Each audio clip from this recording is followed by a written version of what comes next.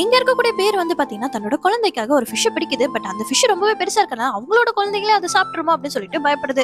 இதே சமயம் தன்னோட குழந்தைக்கு தேவைக்கு அதிகமா வந்து பாத்தீங்கன்னா நிறையவே வந்து ஊட்டி விட அவங்களாம் வந்து பாத்தீங்கன்னா ஃபுல்லா சாப்பிட்டுட்டு அப்படியே கீழே விழுந்துடுறாங்க.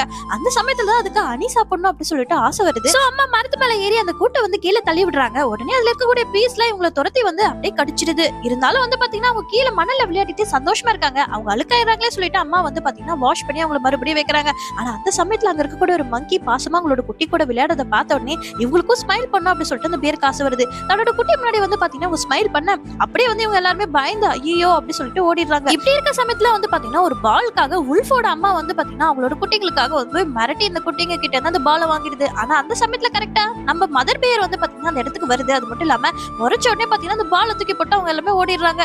இப்ப குட்டிங்களுக்கு அவங்க அம்மாவை ரொம்பவே பிடிச்சு போயிருது. அது மட்டும் இல்லாம அவங்க அம்மா ஸ்பெஷல்ன்றதை அவங்க உணர்றாங்க. இப்ப ஸ்மைல் பண்ணனே குட்டிங்களும் கூட சேர்ந்து இவங்களோட ஸ்மைல் பண்றாங்க.